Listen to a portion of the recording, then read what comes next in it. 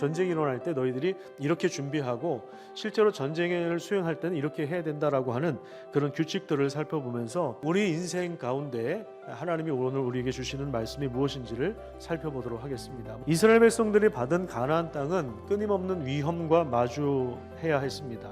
이스라엘 백성들에게 있어서 전쟁은 피할 수 없는 과제입니다. 숫자에서 밀리고 무기에서 밀리고, 그래서 이 전쟁은 항상 그들에게는 두려운 일이었습니다. 그런데 하나님이 말씀하신 것이 뭐냐면 적군이 너보다 많음을 볼지라도 두려워하지 말라는 것입니다. 왜냐하면 애굽에서 능하신 손으로 구원하신 하나님의 팔이 너희들과 함께 할 것이기 때문이라고 하는 것이죠. 적군이 보이는 가장 이 가까운 곳에 가면 누가 등장하냐면 바로 제사장입니다. 하나님은 제사장을 통하여 지금 이스라엘 백성들에게 두려워하지 말라 이 말씀을 또 하시는 거예요. 근데 더 이상한 내용은 5절부터 나옵니다.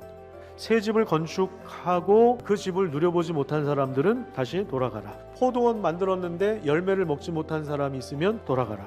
결혼했는데 신혼여행 못 간 사람은 집으로 돌아가라. 군대 면제를 받는 대상들이 나오는 거죠. 그것은 바로 하나님이 주신 땅의 복을 누리라는 것입니다. 전쟁을 치르는 이유는 바로 여기 있죠.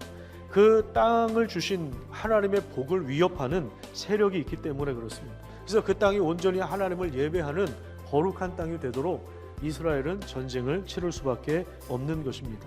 이스라엘 백성들이 전쟁을 치르는 이유도 바로 여기에 있는 것입니다. 그 다음에 8절 말씀 보세요. 거기 보시면 마음이 허약한 자도 돌려보내십니다. 왜냐하면 자꾸 낙심하고 자꾸 옆에서 원망하고 자꾸 부정적으로 말하면 옆에 있는 사람들도 마음이 어떻게 돼요? 다운돼요. 이게 바로 하나님의 자신감입니다. 병력을 내보내도 숫자를 줄여도 하나님은 전쟁에서 승리하십니다. 왜냐하면 하나님이 지휘하시기 때문에 그렇습니다. 그래서 이 전쟁에 참여하는 사람들에게 가장 필요한 것이 있는데 그것이 뭐냐면 그것이 바로 믿음입니다. 하나님의 말씀을 받아들이는 것. 이것이 바로 믿음입니다. 전쟁을 수행할 때의 규정이 나와 있습니다. 그런데 이스라엘 백성들에게 있어서 전쟁은 하나님의 뜻을 이루는 과정이기 때문에 분별력을 가지고 있어야 하는 것입니다.